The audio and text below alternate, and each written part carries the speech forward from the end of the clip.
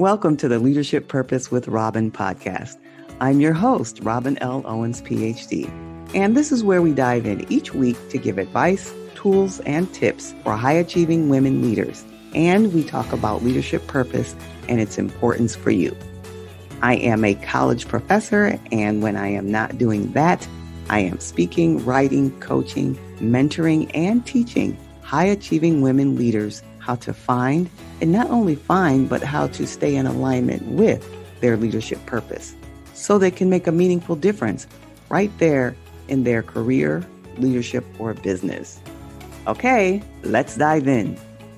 Hello, everyone. I'm Robin Owens, and I'm here today with Lynda McDermott. We're going to be talking about issues related to women, leadership, and purpose. We've been having these discussions with fabulous women leaders and experts lately, and so we're going to be talking to Lynda McDermott. Let me tell you a little bit about her. She's the founder and president of EquiPro International, which was founded in 1987. And it's an international strategic management consulting firm specializing in leadership, team and business development, and alliance management. They provide consulting and executive coaching to Fortune 500, medium-sized, and entrepreneurial companies and professional service firms. Lynda has over 25 years of experience helping individuals and teams get the results they want, enhancing their leadership. She has worked in management and organization development her entire career, and she's absolutely amazing. Welcome, Lynda McDermott.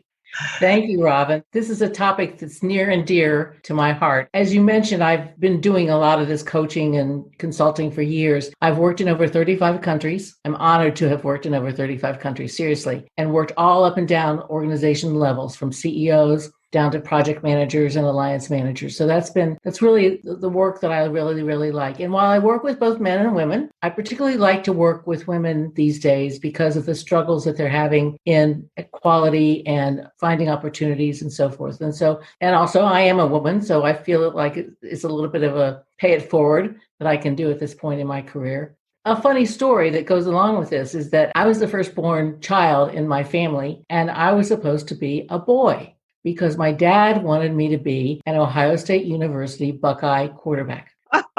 So I popped out as a girl. So that career option was taken away because last I looked, the Buckeyes start to play this Saturday, are no women playing quarterback at Ohio State University. Well, it was good news and bad news. I think I tried to be his quarterback all my life and tried to be an All-American in whatever I did to please him, including learning how to throw a football like a boy. Did you learn how to do it? I did that. I learned how to do it. Darn right. I can still do it today. So I think that's a little bit of a backstory as to why I have a particular place in my heart for working with women and really helping them out. But make no mistake, I like working with men. I have lots of men clients. And so that's what I've been doing for the last 30 some years. It's a wonderful story. That's an interesting story, too, to hear that about the football player. And it looks like you made the best of the situation. I worked hard at it. And I understand what you're saying. You work with both men and women, and you now are focusing a little bit more on women. And even this conversation, almost for similar reasons, I'm focusing primarily on women in leadership because of the particular challenges that they might have, and also because I am a woman. But this conversation is open to men and women. But right. I would probably refer more to women than men. Can hear a little bit of your passion just as you were starting to talk. So tell us more about what you do.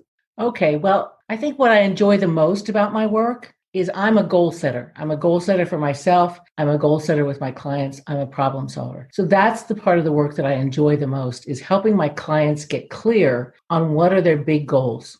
It's so easy as a coach, at least I found it easy as a coach, to jump right in, do some action planning, figure out the situation. Okay, what do we need to do? Blah, blah, blah. And just jump in with both feet. And what I've learned over the years is to discipline myself and my clients to slow down the process and get much more clarity first on what are your goals? What are you really trying to accomplish?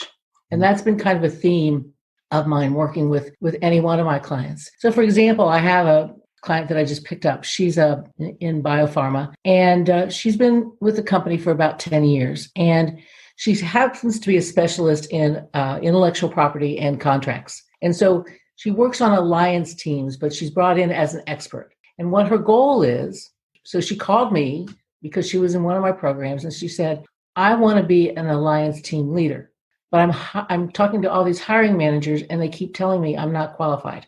So can you help me get more qualified and get an alliance team leader job? I said, well, number one, the answer to that is yes, I can. If that's truly, truly what you end up wanting to do, we'll work on that. I'd like to ask you if you are open-minded enough to what the word leader means.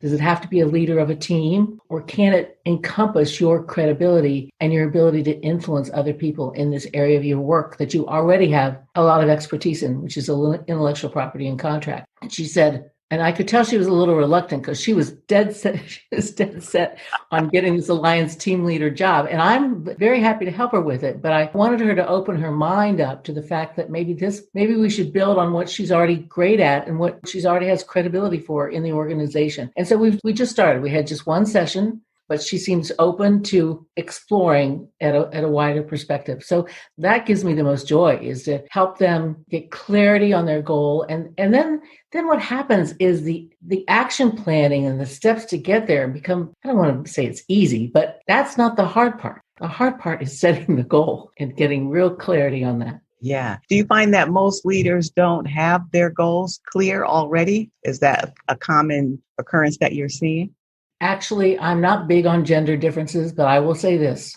It is often the case that when I'm even casually we don't do cocktail parties anymore, but when I used to do cocktail parties, if I would be talking to a woman or out to lunch or whatever, right, and she seemed a little unhappy with where she is, I would say, well, where would you rather be? And usually the first answer, I should have kept track of this, but in 99% of the cases, the first answer is, I don't know. And so what I've learned over the years is that I don't know can be one of two things. One is, I know what I want to do. I know what my goal is, but I don't want to give voice to it, to you or anybody else, because if I give voice to it, it makes it more real. Mm. And so there's an anxiety and fear factor there. Mm. The other reason why they say, I don't know, is because they truly don't know, because they have been on a pace of life that hasn't allowed them time to step back and reflect, is this really where I want to be? So that's another thing that I try to do in the first sessions, is to figure out what that I don't know phrase means to that particular woman at that particular point in time. Which sounds like it's a very important first step to get started. And I know you said that was something that you really enjoy about your work. And that was going to be the question I was going to ask you, what you enjoy most. Do you want to say anything else about what you enjoy about your work? I think I encompassed it when I said I'm a problem solver. I'm not just a goal setter, I'm a problem solver. Every client I have is a different set of goals and situations and so forth. So I'm a very good listener. And so I enjoy really listening and then feeding back what I'm hearing and just kind of take it step by step without overwhelming the client and just getting us there. I really enjoy helping them get the results they want. I'm big on results. I mean, and that's what everybody's looking for. They're looking for the results that they want. Right. Based on your expertise and your experience that we've heard so much about already, what advice would you give to a leader today or a woman leader today with all the challenges that are going on in life, leadership and everything? Which, by the way, I did read the article that Sandy sent us on why women are really questioning what they want to do with their lives. She posted it in LinkedIn. All of our work is customized. Every single client I work with, the work is customized. And so the advice I give is very customized, depending on the situation and the results they're trying to achieve. However, what I've been doing recently is I've been working on an online course called Lead Your Life, Don't Just Live It. Because that's what I see a lot of women doing. They take jobs, they go into relationships, they go into careers because somebody else thought it was a good idea. So they get on this treadmill, whatever you want to call it, and they start living their life and don't take the time to lead their life. Mm-hmm. And so that's really what I'm about in this last year and a half, is really working on this course, giving people the tools and the skills to really take life into their own hands and to lead their life and not just live it. And I know this from experience because I was very successful early on in my career and hit kind of the mid-40s mark. And I've written 2 books, traveled around the world. I've gotten promoted. I'd started my own company. What hadn't I done? Well, I took a course similar to the one I'm developing called No Regrets. And they put us through an exercise where they had us sitting up on a hill and at the end of our life and looking back and saying, okay, what regrets would you have? And what occurred to me at the time was that the one regret that I had was that I wasn't a mother. And I was past my prime in terms of childbearing age, and my husband had 2 kids from another marriage and blah, blah, blah. Too much information here. But the bottom line is that I got in touch with the fact that that would be a real regret if that didn't happen. And so it was a Mother's Day when I approached my husband and said, honey, I've changed my mind. Gave him the whole regrets exercise and said, could you be open to us adopting a child? Mm-hmm. So long story short, I mean, he didn't embrace it at all in the beginning. He was like, I already have 2 kids, blah, blah, blah. But I said, I really, really want to do this. And I want us to do it. So we ended up going to an adoption agency in New York City, which is where we lived at the time. And we applied to go to China.